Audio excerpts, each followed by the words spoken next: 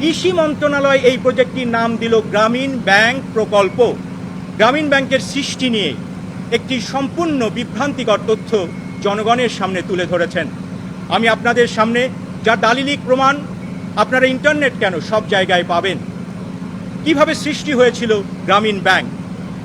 1976 সনে ডক্টর মোহাম্মদ ইউনূস যখন চট্টগ্রাম বিশ্ববিদ্যালয়ের অর্থনীতি বিভাগের একজন শিক্ষক, সেই সময় চট্টগ্রাম ইউনিভার্সিটির, মনে রাখবেন বিষয়টি, চট্টগ্রাম বিশ্ববিদ্যালয়ের অর্থনীতি বিভাগ একটি রিসার্চ প্রজেক্ট নেয়, যেটি ছিল ক্ষুদ্র ঋণ বিষয়। চট্টগ্রাম বিশ্ববিদ্যালয়ের অর্থায়নে, জনবলে, ছাত্রদের অংশগ্রহণে এই রিসার্চ প্রজেক্টটির দায়িত্ব পালন করেন ডক্টর মোহাম্মদ ইউনূস। আমরা তার অবদানকে অস্বীকার করছি না, কিন্তু তিনি যদি বাকি অবদানগুলোকে স্বীকার করতেন তাহলে বোধহয় এই সমস্যাগুলোর সৃষ্টি হতো না। এই প্রজেক্টটি তথ্য যখন তিনি কৃষি মন্ত্রণালয়ের কাছে পরবর্তীতে পেশ করেন, তখন কৃষি মন্ত্রণালয়, আরও একটি কথা আপনাদেরকে জানিয়ে রাখি, ঠিক একই সময় এই বিষয়ে এগ্রিকালচার বিশ্ববিদ্যালয়েও একটি গবেষণা চলছিল, কিন্তু তিনি যখন এটি কৃষি মন্ত্রণালয়কে, সেই সময় কৃষি মন্ত্রণালয়কে তিনি যখন দিলেন, তখন তারা এটিকে কৃষি মন্ত্রণালয় নাম দিল। এখানে একটি গুরুত্বপূর্ণ তথ্য আপনাদের জন্য, এই তথ্য আমরা একটি কথাও বানিয়ে বলছি না, দালিলিক প্রমাণ সহ আপনাদের সামনে উপস্থাপন করছি। কৃষি মন্ত্রণালয় এই প্রজেক্টটির নাম দিল গ্রামীণ ব্যাংক প্রকল্প করে এই প্রজেক্টটিকে পাঠিয়ে দিল বাংলাদেশ ব্যাংকের কাছে। সেই সময় 1978-79 সালের বাংলাদেশের বাজেট কত ছিল জানেন? 2499 কোটি টাকা। সেই বাজেটের মধ্য থেকে গ্রামীণ দারিদ্র্য দূরীকরণের লক্ষ্যে সরকার 100 কোটি টাকা এই প্রজেক্টে, গ্রামীণ ব্যাংক প্রজেক্টে প্রদান করলেন। কে প্রদান করলেন?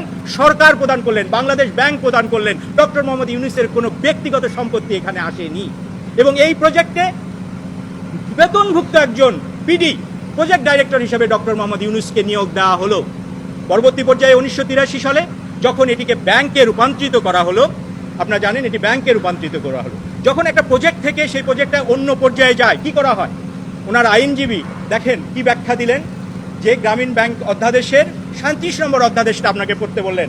আপনাদের কাছে এই অধ্যাদেশ সবখানে আপনারা পাবেন। 37 নম্বর অধ্যাদেশটা উনি যে অধ্যাদেশের যে 37 নম্বর ধারাটি উনি পড়লেন, সে ধারাটির একজন বিজ্ঞ আইনজীবীর কাছ থেকে আমি কেন, এই কোন উদ্দেশ্যে তার মতো একজন বিজ্ঞ আইনজীবী এ ধরনের ব্যাখ্যা দিলেন, আমার বোধগম্য নয়। ডক্টর ইউনূস যেহেতু তার আইনজীবীর মাধ্যমে বলেছেন, আমি বলবো এটি ডক্টর ইউনূসের ব্যাখ্যা। তিনি যে ব্যাখ্যা দিলেন, সে ব্যাখ্যাটা শুধু হাস্য করেন। একটা প্রজেক্টে যেখানে 100 কোটি টাকার সম্পদ, দেশের জনগণের সম্পদ ইনভেস্ট করা হয়েছে, কৃষি ব্যাংক ওনাকে জায়গা দিয়েছেন বসার জন্য, ওই প্রজেক্টের জন্য কৃষি ব্যাংক ওখানে চেয়ার টেবিল দিয়েছেন, সেই টাকাগুলো, সেই জিনিসগুলো প্রজেক্ট থেকে কি হলো, গ্রামীণ ব্যাংক যখন ব্যাংক হলো তখন সেই ব্যাংকে স্থানান্তরিত হলো। 37 নম্বর অধ্যাদেশ, এই গ্রামীণ ব্যাংক অধ্যাদেশ 1983 37 নম্বর সেকশনটি যদি আপনারা পড়েন, সেখানে বলা হচ্ছে ওই প্রজেক্টের কথা বলা হচ্ছে। এটা সবার সামনে আছে, এটা পড়ার জন্য আপনাকে আইনজ্ঞ হতে হবে না, এটা ব্যাখ্যা করার জন্য আপনাকে আইনজ্ঞ হওয়ার প্রয়োজন নেই, যে কেউ এটি পড়ে নিতে পারে। এটি কি পাবলিক দলিল। এবং উনি কি করলেন, অর্ধেক করলেন।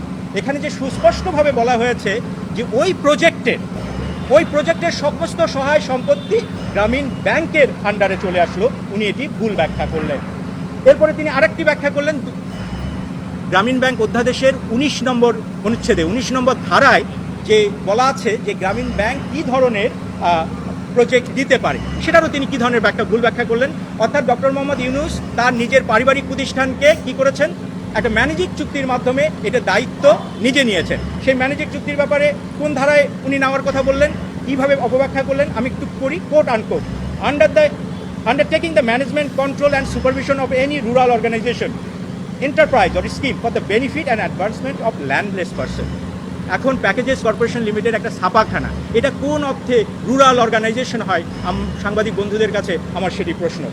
আসলে কি হয়েছিল আপনাদেরকে সেই তথ্যটি বলি। প্যাকেজেস কর্পোরেশন একটি রুগ্ন প্রতিষ্ঠান ছিল, যে প্রতিষ্ঠানটি ঋণের ভারে জর্জরিত ছিল। সেই প্রতিষ্ঠানটিকে, যে প্রতিষ্ঠানটির মালিককে ডক্টর মোহাম্মদ ইউনূস এবং তার পিতা এবং তার ভাইরা, এই প্রতিষ্ঠানটিকে ব্যাংক্রাপসি অর্থাৎ দেউলিয়া হওয়ার হাত থেকে বাঁচানোর জন্য গ্রামীণ ব্যাংকের অধ্যাদেশ ভঙ্গ করে ডক্টর মোহাম্মদ ইউনূস নিজে এই ব্যাংকটিকে লোন দিলেন এবং এই ম্যানেজিং চুক্তি করেছেন। আপনারা ব্যাংক কোম্পানি আইনও যদি দেখেন, সেখানেও সুস্পষ্ট বলা আছে ম্যানেজিং ডিরেক্টর তার কোনো নিজস্ব প্রতিষ্ঠানের সাথে চুক্তি করতে পারে না, লোন মৌকুব করতে পারে না, সুদ মৌকুব করতে পারে না। ডক্টর ইউনূস এগুলো সব কিছুই করেছেন এবং একদিকে উনি কালকে একটা বক্তব্যে বলেছেন উনি দুঃখ পেয়েছেন, ওনার পরিবারকে আঘাত করা হয়েছে। আমরা ওনার পরিবারকে বা ওনাকে আঘাত করতে চাইনি, আমরা শুধু ওনার অপকর্মগুলোকে, ওনার দুর্নীতিগুলোকে, ওনার মিথ্যাচারগুলোকে আপনাদের সামনে তুলে ধরছি। উনি একদিকে এই চুক্তিতে একদিকে স্বাক্ষর করছেন কে? Doctor Mohammad Yunus, managing director Grameen bank. অপরপক্ষে স্বাক্ষর করছেন কে? ওনার পিতা জনাব দুলা মিয়া সওদাগর। উনি প্যাকেজেস কর্পোরেশনের managing director. Doctor Mohammad Yunus আবার প্যাকেজেস কর্পোরেশনের ডাইরেক্টর। এবং আরেকটা জিনিস দেখেন, ওটার উইটনেস হয়েছেন ডক্টর মোহাম্মদ ইউনূস নিজেই।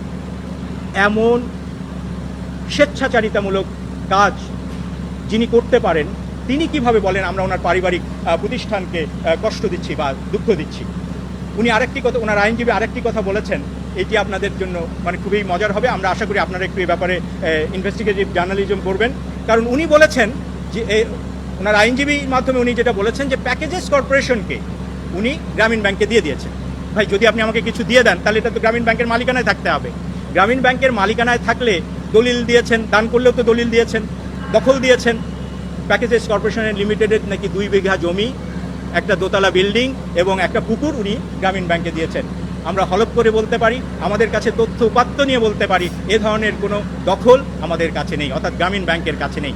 অতএব তিনি একটা সুন্দর মিথ্যা কথা জাতির সামনে বললেন যে ভাই আমি সব দান করে দিয়েছি, আমার কোনো সম্পদ নাই। ওনার আইনজীবী এই কথাই বলেছে। আপনারা দেখেন উনি জাতির কাছে কি হয়ে গেলেন? দেবতা হয়ে গেলেন, উনি জাতির কাছে ফেরেশতা হয়ে গেলেন। কিন্তু আসল সত্য তো এই প্যাকেজেস কর্পোরেশনের লিমিটেডের আমরা সর্বশেষ যে আর্টিকেল অ্যাসোসিয়েশন সব কিছু আমাদের কাছে আছে, এটি ওনার মালিকানায় রয়েছে, ওনার পরিবারের মালিকানায় রয়েছে। এটি এখন শত শত কোটি টাকার সম্পদের মালিক।